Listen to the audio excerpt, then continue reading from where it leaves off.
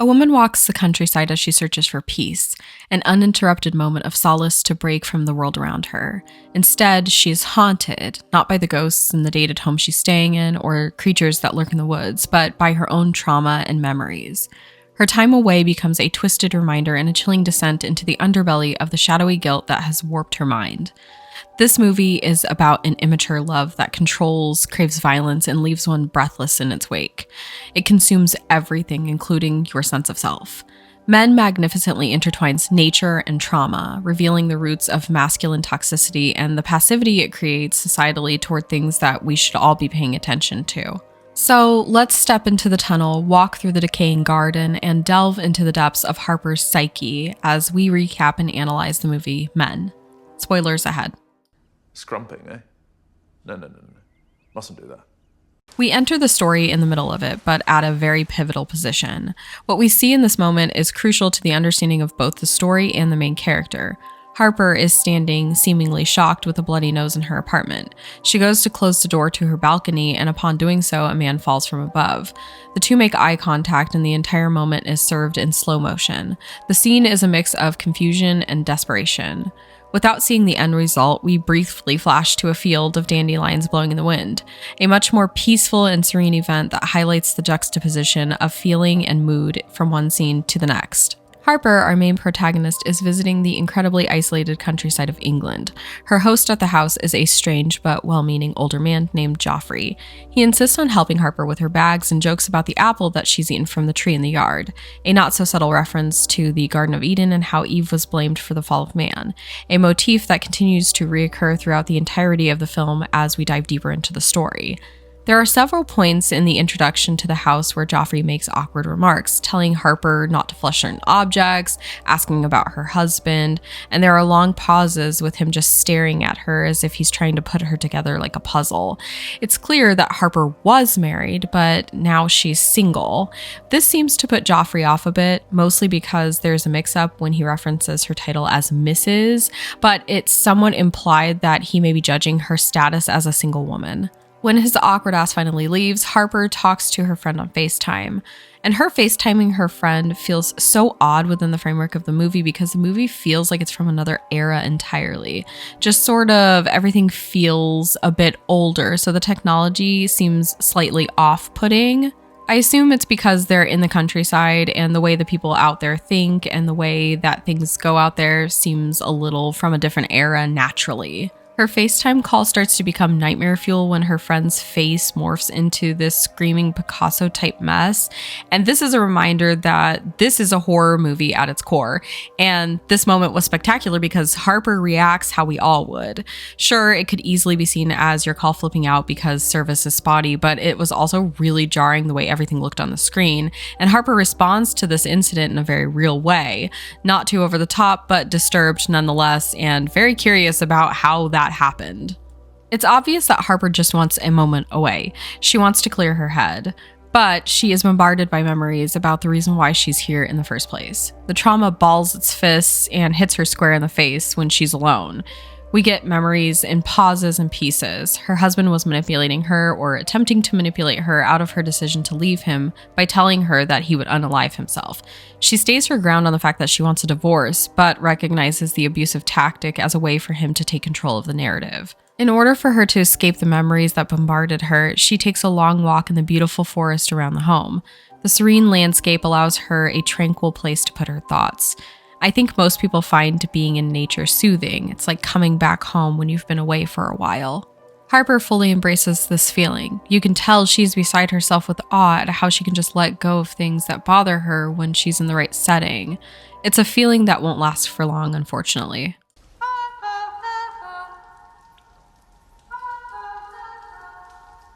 On her walk, Harper encounters a tunnel in the middle of the woods.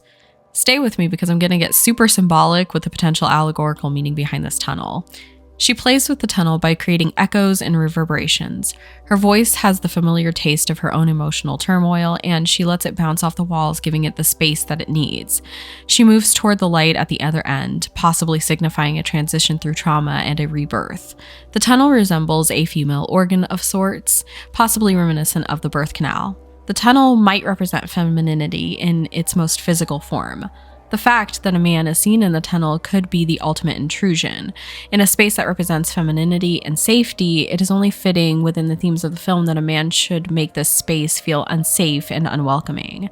He introduces not only a lewdness, but also a violence. His echoes are vile, off-putting screams that make the space haunting. The way he runs toward Harper makes him seem unhinged, and without saying a word, she flees the tunnel. She encounters another tunnel, but this one is blocked up by bricks. She climbs toward refuge and away from the strange man in the tunnel up the steep hill. The score has this weird peaceful feeling that is also mixed with an ominous tone. It creates a sense of dis-ease for the audience. Harper stumbles on an old neighborhood that looks to be abandoned and continues to hear both birds chirping and the sounds of what I assume is the man's footsteps coming up on her. The dilapidated buildings add to the strange mixture of feelings and unholy, weird peacefulness. Harper goes to snap a picture on her phone when she thinks she's gotten away from him, but the man is standing naked in the short distance. She quickly retreats, but oddly just kind of takes a bath in the house afterward. She does make a point to tell her friend about the man, and the feeling is very, oh, that was weird, but there's not much else there. You would think she would be freaking out a little bit more. We see a flashback of Harper's ex-husband, or the aftermath of his choice to end his own life. Whether this was intentional or not, we'll discuss that later. It's pretty brutal, to be honest. His leg is twisted and broken, and he has been sliced through his arm from the sharp fence below the living area. We linger there for a while, as does Harper. She looks him over, not really knowing what to do. It's a scene that would probably leave anyone traumatized, and her face tells the story of how she'll probably not be able to reconcile how she feels about what she's seeing for the rest of her life. This will haunt her. The memory comes on the heels of the encounter with the man in the woods.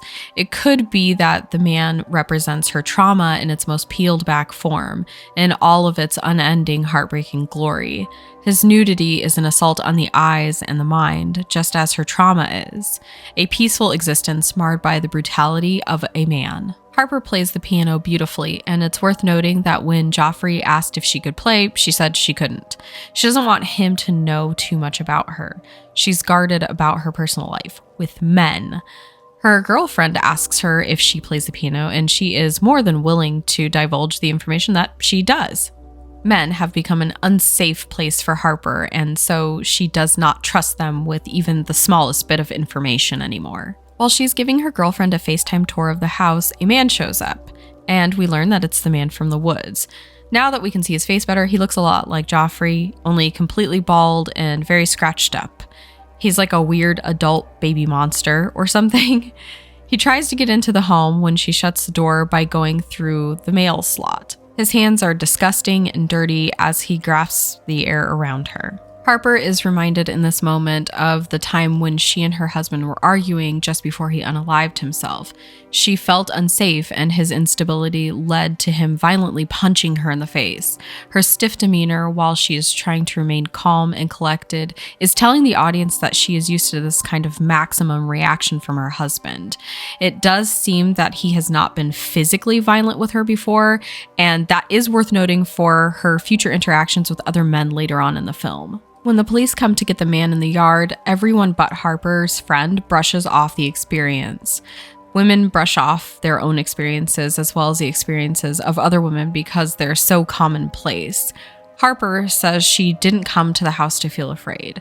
This is all about her facing her trauma and fears head on, so she won't be leaving the house no matter how uncomfortable things become. The conversation that she's having with herself about the issue is so dismissive.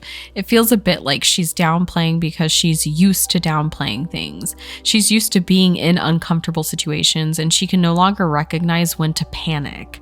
Although it is admirable that she wants to stand her ground, it is important to recognize situations as they are. Moreover, her memory of kicking her husband out and telling him that she doesn't care what happens to him weighs heavily on her psyche. She feels like she has to downplay so that she doesn't make things worse. Going with a feeling could mean that you've lost control. It could lead to an even worse outcome. She is used to subduing herself so that men don't take things too far. This is how her husband haunts her. She comes upon a church while she's walking and lets herself inside. She screams sorrowful screams of pain.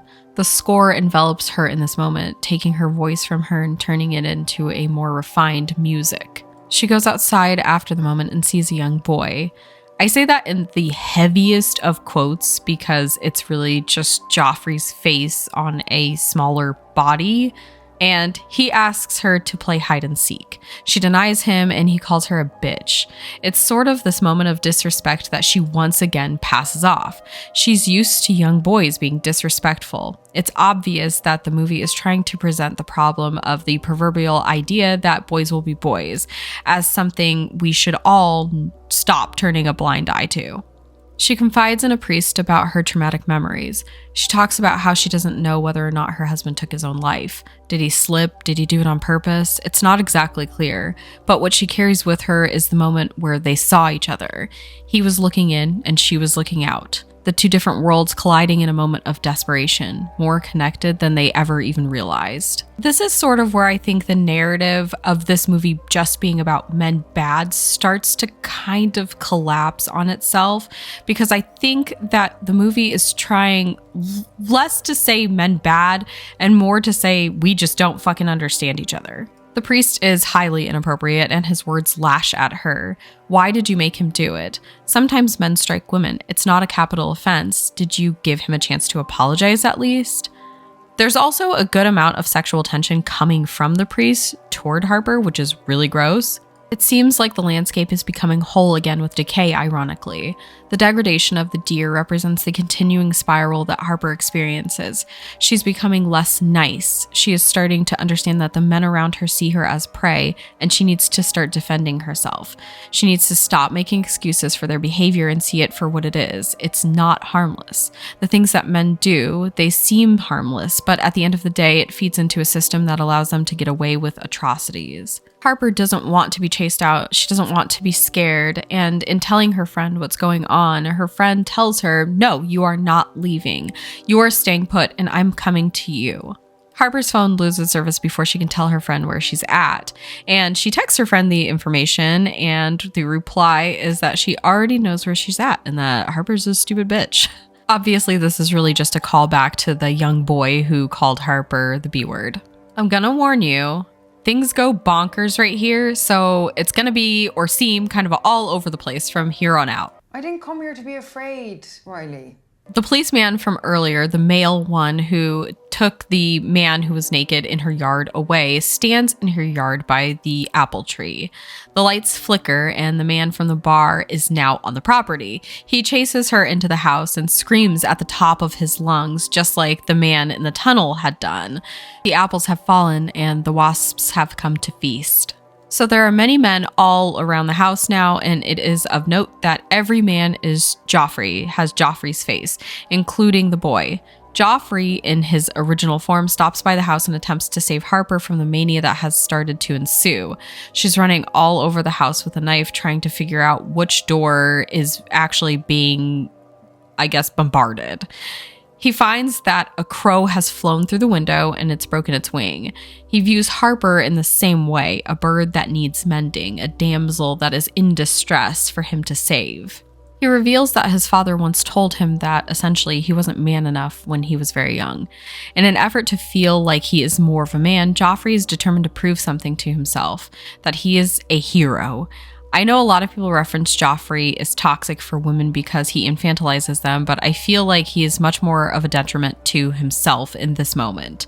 Although, if women don't play into this need for men to be a savior, they get mad and turn women into the enemy, so it's harmless until it's not, I guess. Joffrey disappears into the night and the naked man appears on the lawn. He blows dandelions into Harper's face. A tear forms and she is inexplicably thrust into all of her hauntingly inescapable memories. She's on autopilot and in a daze as she trudges back into the house. Dandelions represent wishes and dreams. They are soft yet strong. Going back to a man's natural state means embodying both of these attributes, a desire and dream to be more than just what society has made them, because toxic masculinity hurts men just as much as it does women. Harper goes inside the house and shuts the door. The man reaches through the mail slot, and in her haziness, she reaches out toward him. This is a mistake. He grabs her, and when she realizes she isn't safe, she stabs him. He pulls his hand back through the mail slot, splitting his arm from wrist to elbow, just like her husband had done when he leapt from the balcony. Harper encounters the boy in her kitchen, the one who called her names. His arm is split also, and he threatens her. She threatens him back, but ends up hiding from him. It becomes the game of hide and seek he's been wanting to play. The lighting in the scene is strange because when you look behind Harper outside, it's a cascade of sunlight from one angle, but when you look toward the boy, there's nothing but darkness coming from that angle. It's just kind of a weird thing I noticed. The men that Harper has encountered throughout her journey are now all in the house. The vicar enters the bathroom where Harper is hiding out. He starts spouting things at her about how he cannot handle the welling sexual tension that exists solely in his mind between them. He blames her for his thoughts about this. A man's love is total. It is a love that consumes, and when its source is rejected, it can turn to violence. To be reborn, it must come at the cost of breaking you. What is there to be undone? She makes her way outside, and in her escape, she runs over Joffrey in his original form. It seems that he no longer wants to be the hero. No more Mr. Nice Guy. He's actually just kind of worn out from the concept, and she will not get away that quickly. He steals her car and leaves her there to deal with whatever may come. The sky is beautiful and shines on Harper with an endless sort of feeling. But Joffrey attempts to run over Harper when he comes back with her vehicle. She books it toward the house without being hurt. Then things get very insane. Joffrey has run into a pillar outside of the home, and he I guess not really him, a man that looks like him, pretty much the naked man from the lawn. He comes out of the car and he looks like a tree. He's covered in leaves and he's covered in branches. His injuries are that of her husband's. His foot is twisted, his arm is slit, and he is pregnant, and he gives birth to the next man as he passes from the event. The next man has the same injuries, and he becomes pregnant. It's the boy from earlier, and he begins screaming. He gives birth to the priest. The priest gives birth to Joffrey, and Joffrey gives birth to Harper's husband. She is waiting with an axe for him, as if she knows he's what's next. So just to kind of recap in a way that's a little easier to understand, basically every man that she's seen while she's been at this house was given birth to, except for I think the police officer and maybe the guy at the bar. One begat the other in succession until it led to her husband's form. Her husband tells her to look at what she did to him, all of these injuries she has incurred on him. And she asks him, "What do you want from me?" And he tells her that he wants her love. She does nothing but acknowledge that this is what he wants, and she just says, yeah. He has whittled her down to absolutely nothing just so that he can feel fulfilled from her love. What I like about men is the marriage between nature and society as a whole. The dandelion helps the audience envision a softer side to men, a side that they are often taught to repress because it expresses fragility. But it is also resiliency in spaces where they are not necessarily wanted. It encourages recognition and care for longing and validation that comes with being male. On the flip side, the dilapidated homes embody a darker side to men. What if, as a society, we aren't able to nurture that softer side? They crumble into disrepair. They are still standing, but they become a shell of what they could have been had the best parts of them been seen and nurtured. I hope that makes sense to everybody. The movie is admittedly heavy-handed in its messaging, but I think that that's the approach you should take with a topic like this. Its effectiveness depends on making you feel uncomfortable with the theme of systemic harm, misogyny, and trauma, and those topics are inherently overwhelming and pervasive. The impact is suffocating, and the movie does away with the pleasantries to help the audience understand the inescapable nature of the problem. The issue is relentless, and the pressure is on to have a very real conversation about the way these issues are handled. Men is a mirror for the conversations that we're having lately on social media and in larger spaces. So I don't feel like Men is saying that men are bad. After all, I've said this a billion times, horror movies are an art that expresses a greater societal woe. And I think society is saying that some things need to change. And not just for women's sake, but for men's sake too. Men are more than just the sum of all the things that have happened in the world that are bad. Men are people too, and they have a need that is probably not being met. And that creates turmoil for everybody. Anyway, that's all I have to say about this movie. I'll be doing A24 movies for the next month into February because I was supposed to have started all of these in the beginning of the year, but I got sick, so I couldn't meet any of the deadlines.